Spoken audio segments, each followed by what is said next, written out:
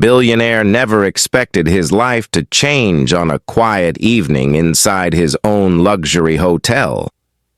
But when he stepped into the dimly lit ballroom, everything inside him froze. His disabled son, who hadn't taken more than a few trembling steps in years, was standing in the center of the room, moving to soft music. And beside him was a young waitress in a wrinkled uniform, guiding him gently, smiling at him like he was the only soul in the world.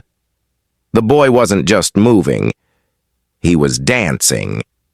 The billionaire's heart slammed against his ribs.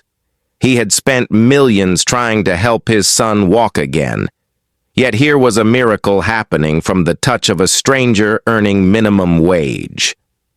In that single moment, the billionaire realized something life-changing was unfolding right before his eyes, and what he was about to do next would shock everyone.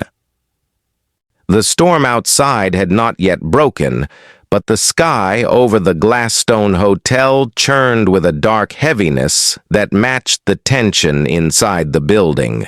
Billionaire Arthur Hale, a man whose name opened doors and froze hearts, moved with his usual calculated precision through the grand lobby, unaware that this night would shatter everything he believed about power, pride, and the limits of the human heart.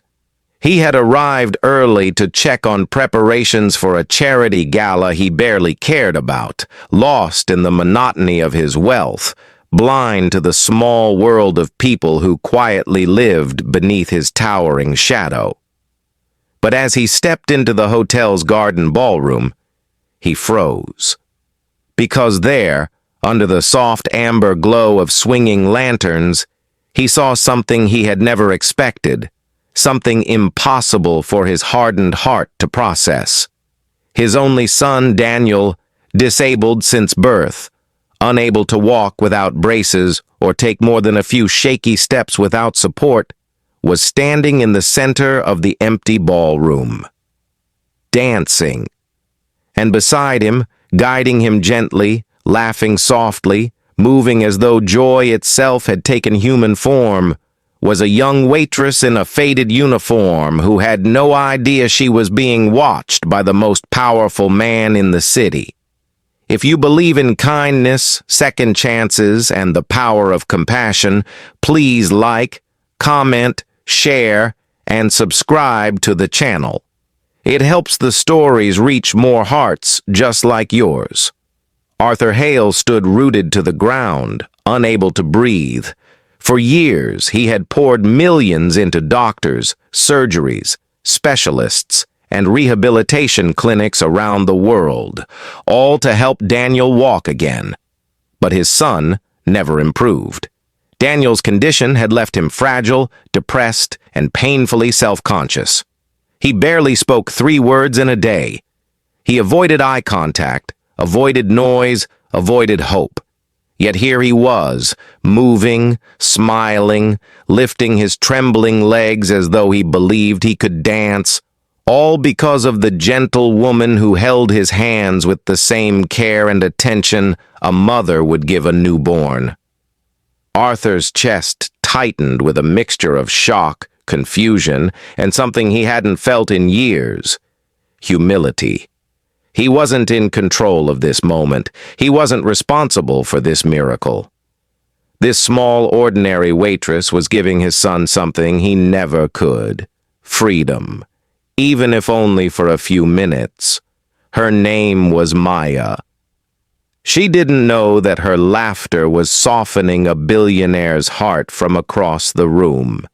She didn't know that her kindness was about to trigger a change so massive that it would alter the course of 3 lives forever. She only knew that Daniel loved music. She had found him earlier, sitting alone in a quiet corner with his noise-canceling headphones, staring at the floor while the world rushed past him. The boy had seemed anxious, trapped in a shell of fear and silence, until a soft tune from the ballroom speakers made his head lift ever so slightly. Maya had recognized that look. It was the same one she used to get as a child whenever she wanted to dance but was too shy to join the other kids. So she did something the staff at the hotel would later whisper about for months. She ignored the strict rules about employees not interacting personally with VIP guests. She approached Daniel gently, placed a respectful distance between them, and offered her hand with a smile so warm that even a frightened boy could trust it. And Daniel, trembling and unsure, had taken it. Arthur did not interrupt. He couldn't. His pride had been battling his love for Daniel for years, telling him that money and influence were enough to save his son. But now he realized how wrong he had been. His son didn't need more doctors. He didn't need more private tutors or more expensive programs.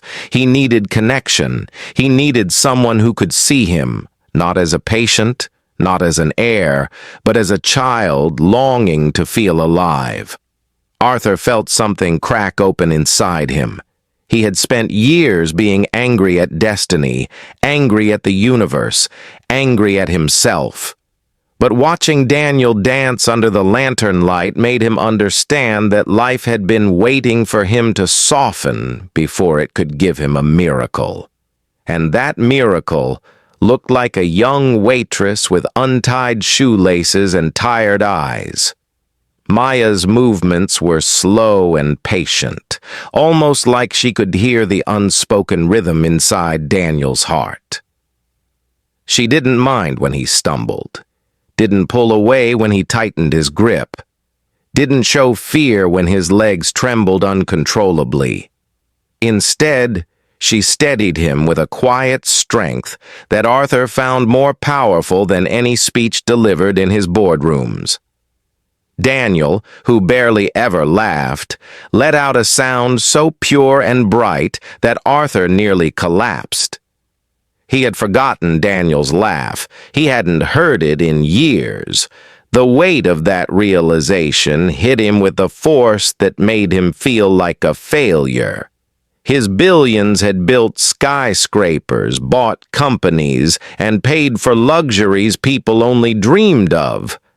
But they hadn't bought happiness. Instead, he simply asked her, in the calmest voice he had used in years, to continue. And she did. That night, everything inside Arthur Hale changed.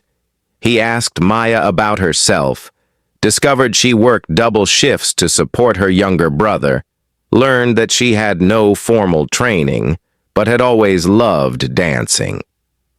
When Daniel shyly tugged on Maya's sleeve and asked in his stuttered, halting way if she would dance with him again tomorrow, Arthur felt tears sting his eyes, something he hadn't allowed himself to feel since his wife passed away 7 years ago. He didn't realize until then just how much he had isolated himself and his son in his grief. Grief had made him cold.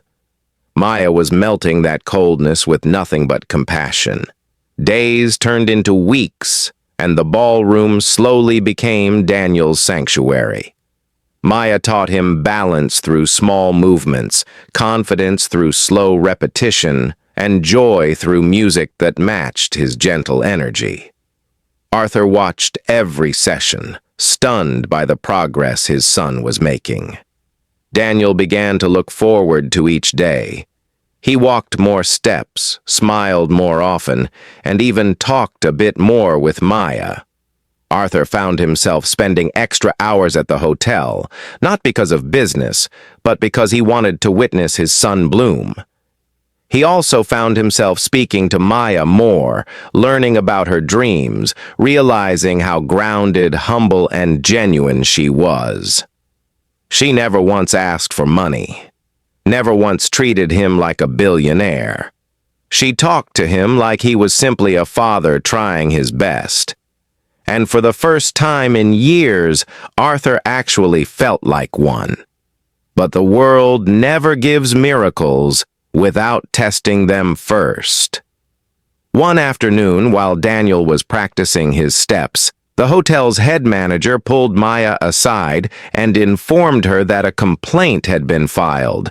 Someone claimed she was overstepping boundaries and forming an inappropriate closeness with VIP guests. Maya's heart dropped. She couldn't afford to lose her job. She had rent to pay, a brother to care for, and no backup plan. The manager said she was suspended pending review, and the world suddenly felt cruel again. Maya didn't argue. She simply wiped her tears, apologized, and left quietly, believing she had ruined everything for herself and for Daniel. When Daniel arrived the next day and found Maya gone, his progress collapsed like a sandcastle under crashing waves. His confidence shattered. His steps faltered. He cried, something he rarely did, and Arthur's heart broke at the sight.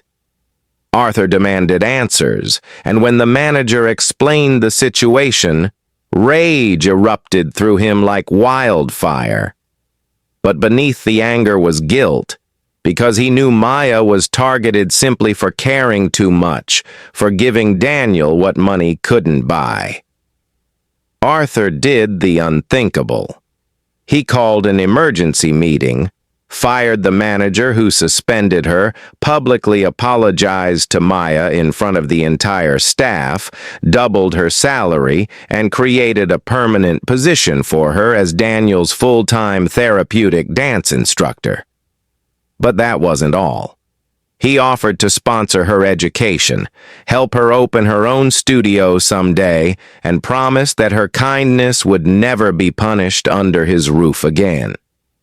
When Maya returned, Daniel ran or tried to run toward her, stumbling but smiling with a joy that lit up the whole ballroom. And Arthur, watching them hug, felt something within him soften